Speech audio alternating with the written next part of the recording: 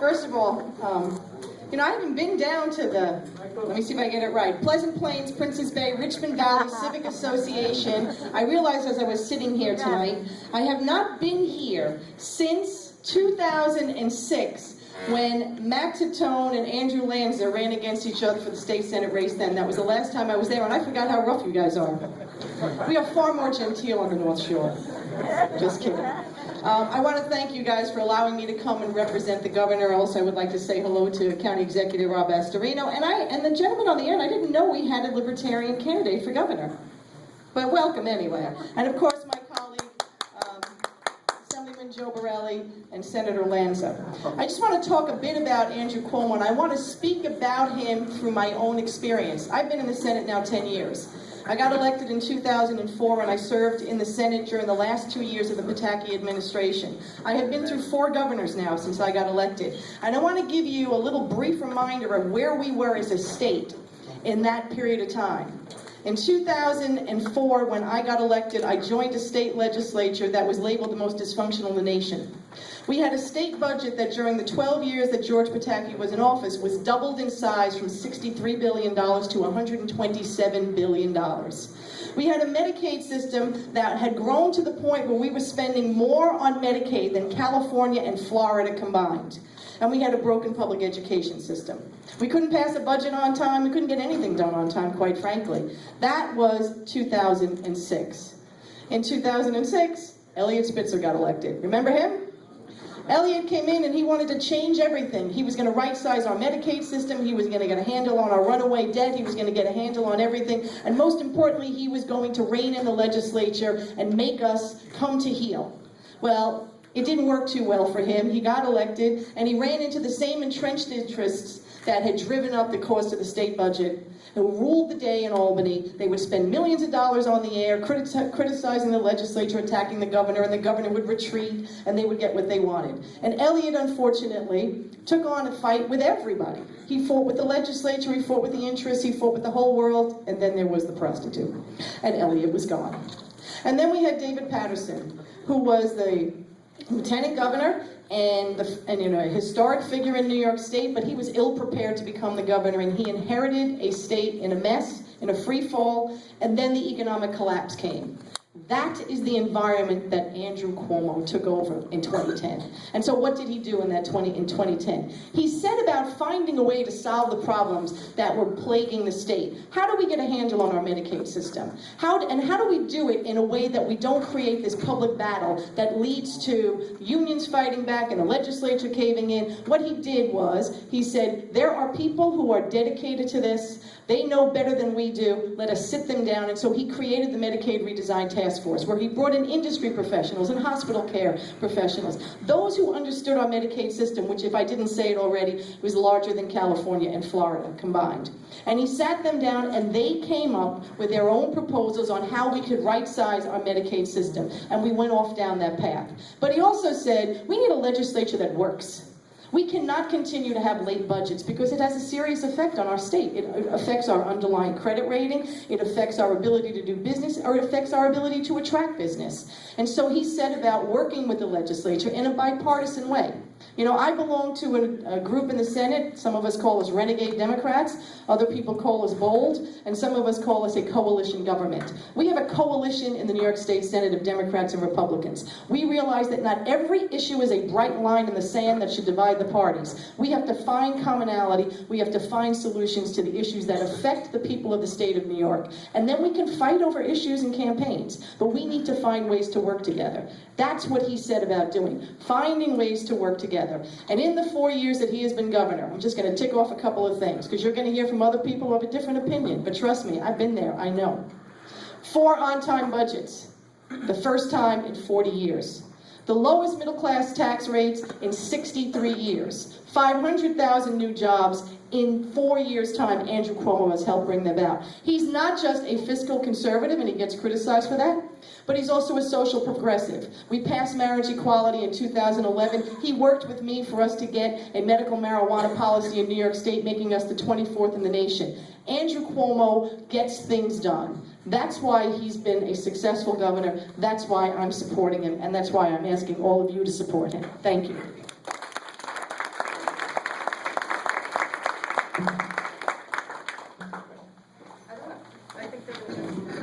you, Senator Savino, for representing Governor Cuomo and making your presence here. Thank you very much. Next we have Rob Astorino, the Republican candidate running for governor. Welcome, and thank you so much for making the trip all the way to Southwest Staten Island.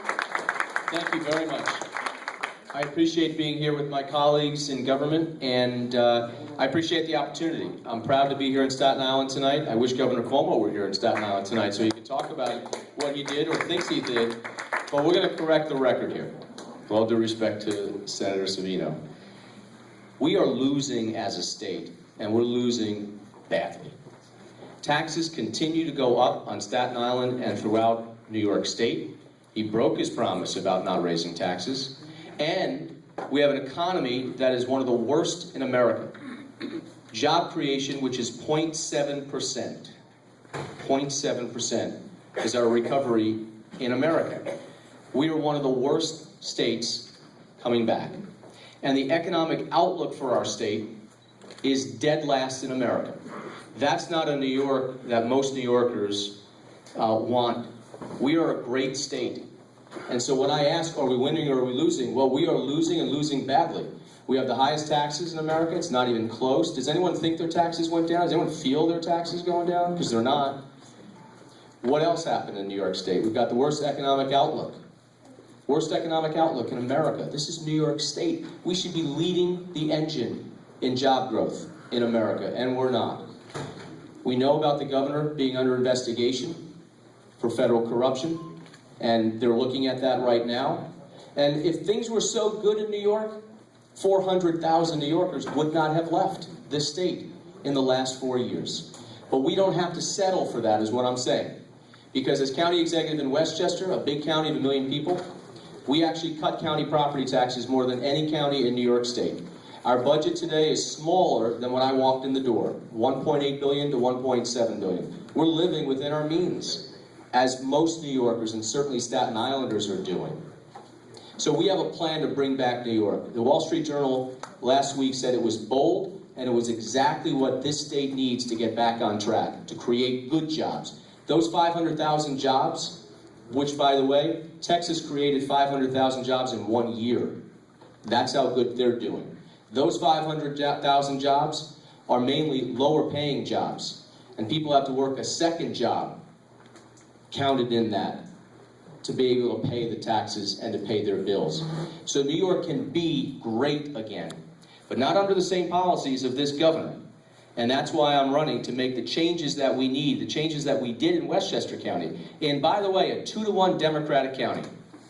When I ran in 2009, they said we couldn't win. And we were 30 points down in the polls on Labor Day and 15 on Election Day.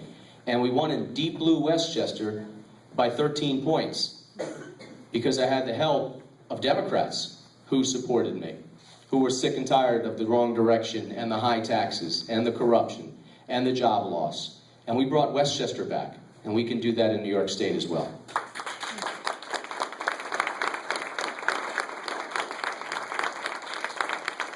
You taking questions? The last guy. We got the Libertarian. I'm not sure what the format is, so I don't want to. Mike.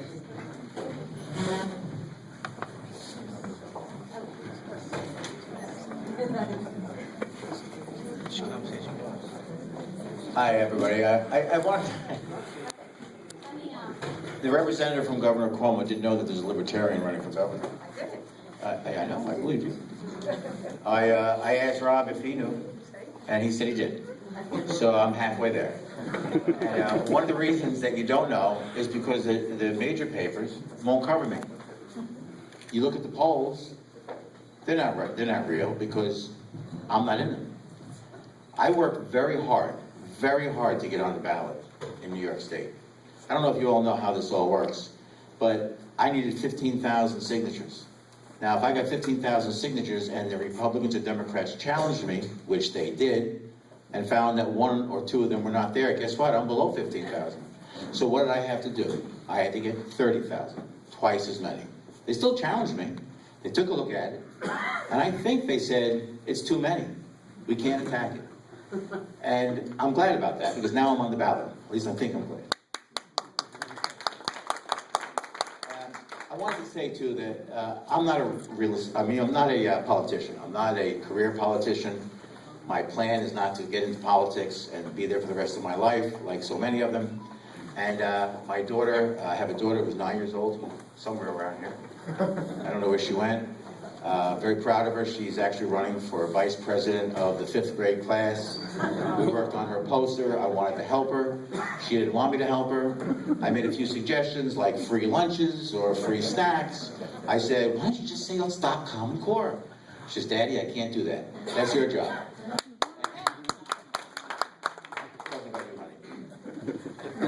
She knows.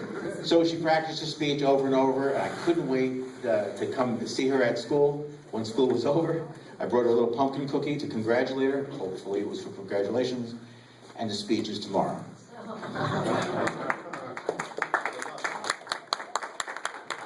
I'd like to hear a round of applause for my girl, because she might actually become vice president.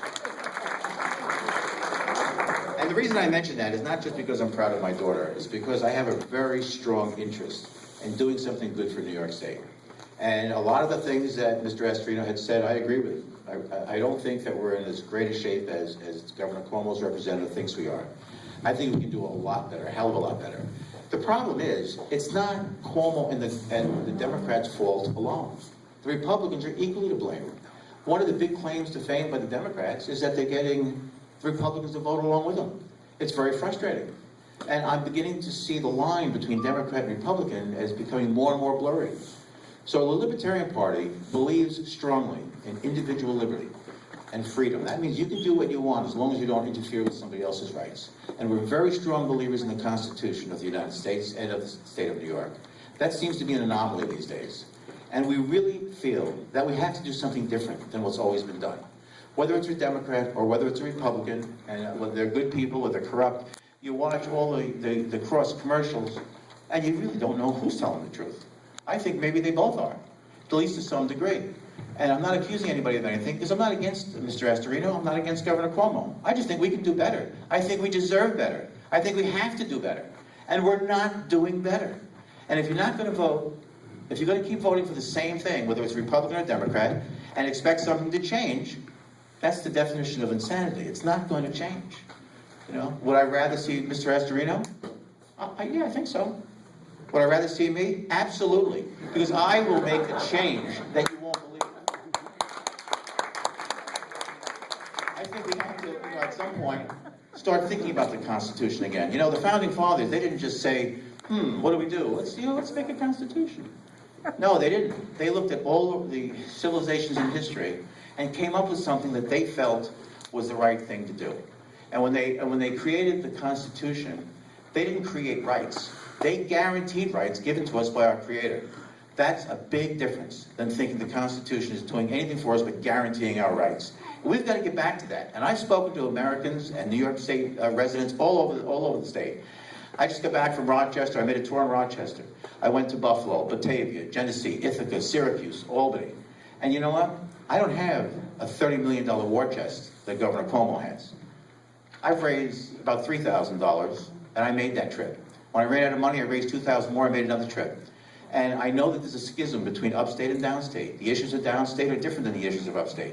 But all together, we can really make a difference. And the difference has got to be that we do something different. I'm asking you to do something different. I'm asking you to do something that maybe you've never thought of, and that's to vote Libertarian. Vote Libertarian. If we don't do a good job, you can always go back to the Democrat and Republican, but I think you'll be very surprised. So thank you very much. I appreciate you being here, and I appreciate you inviting me. And please tell Governor Cuomo there is a Libertarian candidate running for governor. Thank you, Mr. McDermott. Okay, so now from a question from the Civic Association. If you were governor, what is one thing you would do for the borough of Staten Island? So, Mr. Astorino, unfortunately, Senator Savino, you can't answer a question on behalf of the governor, but just a closing statement. Can I tell you what he did do? In the closing, maybe. Okay. Thank you. Well, there are a lot of issues. One of the issues that are important to you, like the Verrazano, is important to me with the Tappan Zee Bridge. And I was the leading advocate and voice for bus rapid transit to be included on the Tappan Zee Bridge, to have an opportunity for people in Westchester and Rockland to be able to have access to public transportation. And here on Staten Island, of course, you use your cars, just like we use our cars in Westchester County very frequently, but people need access to public transportation. And that's clear that a better bus system is needed with potentially a form of a bus rapid transit system. I know light rail has been talked about and should probably be studied, but clearly I think a bus rapid transit system would probably be something that would be easier to do in a place like Staten Island. So I'm a big advocate of that. I fought very hard. In fact, I went head-to-head with Governor Cuomo and refused to give him my vote, which he needed to get federal funding for loans for the Tappan Zee Bridge, unless he absolutely publicly stated that he was going to make a commitment to public transportation on that Tappan Zee Bridge. Otherwise, we were spending $4 billion to replace a 1955 bridge with a shinier version of a 1955 bridge without growing the economy, giving people opportunities to have public transportation. So I think that's one of the biggest issues here. I mean, you got a lot of issues here. Property taxes are extraordinarily high, and that's the case everywhere. But I think just with regard to public transportation, bus rapid transit.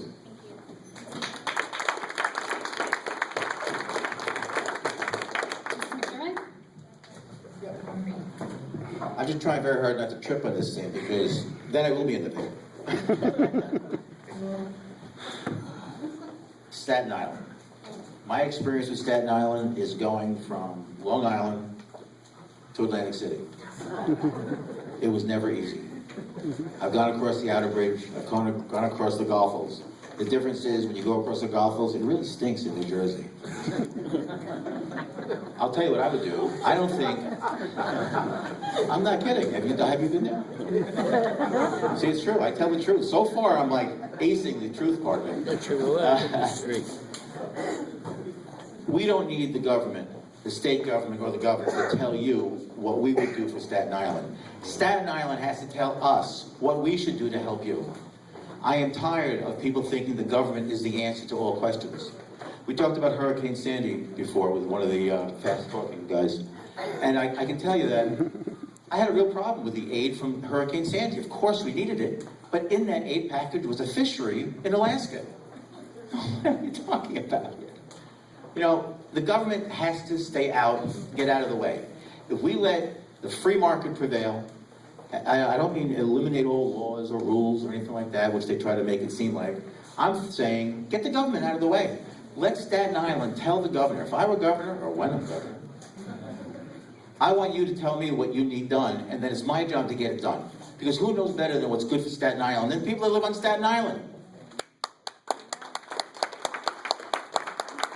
I prefer the Outer Bridge to the Goethals Bridge. It doesn't stink on the other side. The Verrazano Bridge is hard to get to. Because either you go through the Kosciuszko Bridge or you come around the Bell Parkway. Neither seems more than almost a lifetime experience every time you go. But my main point is get the government out of the way. That's a libertarian philosophy. Let people do things for themselves. Let the free market prevail. They ask me, what do I think about the free trade agreements, NAFTA and those? I say, free trade doesn't need an agreement, right? We need to do things for ourselves. We need to create jobs for ourselves. It's not the government's job to create jobs. It's our job. It's your job. I say I because I am one of the people. Thank you very much. You now have 2 minutes for conclusion. I will be brief. First of all, I want to thank all of you for, this is actually my first candidate forum this term because I don't have anybody running against me. I almost missed this stuff. But I want to thank you guys for inviting me and giving me the opportunity to speak on behalf of a person that I was proud to support 4 years ago, proud to support when he ran for Attorney General, and proud again to support and endorse, and that's Governor Andrew M. Cuomo. I just want to make a couple of quick points. You've already heard how he's changed the culture of Albany. You've heard how he's changed the culture of our state. But I just want to make a couple of points that were raised by two of his opponents. Yes, you did cap property taxes in Westchester because the legislature made you do it. When we passed a property tax cap of 2% when Andrew Cuomo made it happen. That's how that happened. We have the highest credit rating in New York State now that we have ever had. We have toll relief permanently here on Staten Island because we were able to work with the governor and get it done because he understands what Staten Islanders need. When it came to Sandy relief, he was the first one on the ground. and he never stopped coming back. He had his people here. He created the state buyout program. It was his idea because he understood what was necessary to get Staten Island back out on their path. The city hasn't been as responsive. No one denies that. But the state was always here. But we have more to do. And I believe that in the next 4 years, Andrew Cuomo is going to be able to continue to move New York State in the right direction. He's already brought us on that path, and he's going to lead the fight, ironically, for women's rights. There is no greater supporter for women's rights, the 10-point women's equality agenda. Protecting a woman in all of her decisions is Andrew Cuomo. Thank you.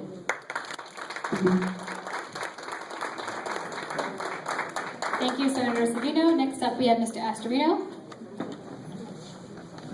How long do I get here? 2 minutes? Okay. If you want to change New York and actually move forward, then you have to vote for me. Okay? I don't need a property tax cap. I cut county property taxes, and in all 5 budgets, we've had no tax increase whatsoever because we live within our means. A property tax cap means a tax increase every year. Now, the Bill de Blasio agenda is spreading all over New York City. It's coming here to Staten Island in vicious ways, right? Because Cuomo and de Blasio are now 2 peas in a pod.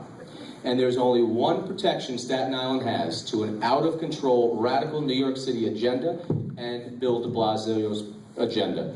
And that's a Republican governor to say no to the nonsense. You're going to have red light cameras every corner. You're going to have the lovely Common Core, which I want to get rid of. And I'm running to stop Common Core ballot now. The state fact should go as well. And so I have done in Westchester what I want to do in New York State. 4 on-time budgets, that's your job. What's in the budget is more important. And what we've seen are taxes going up, spending going up, debt going up, etc. What we've seen is mask until Election Day and then let it all fall apart. Economic policy in New York should not be take your money, give some of it back in a check right before the election, and that's it. Economic policy, if we have the highest taxes in America, means we need to make some bold changes in this state so our families can stay in New York and not be one of the 400,000 other families that have already left in the last 4 years, with God knows how many more on deck to leave. I say living in New York now has become like a prison sentence. People are counting off the days until they get out. And we've got to stop that because this is New York. We want to stay in New York. We can make New York great again. But change begins by changing governors, and that's what we'll do on November 4th. So thank you for letting me come to Staten Island. Thank you, Mr. Astorino. Next, we have Mr. McDermott.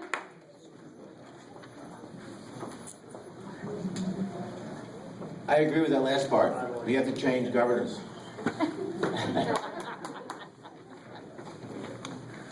Mr. Astorino did start the Stop Common Core party line. And there is a separate Stop Common Core party line.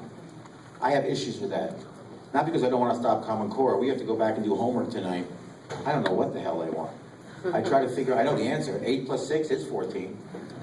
But that's not the answer. The answer is 8 plus take 2 away from 6 to make it 10. Take 10, add 4, and then add 10 to 4, and add 4.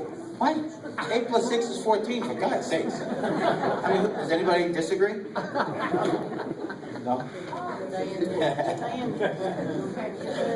I have one other issue. The Stop Common Core party line is on a line I.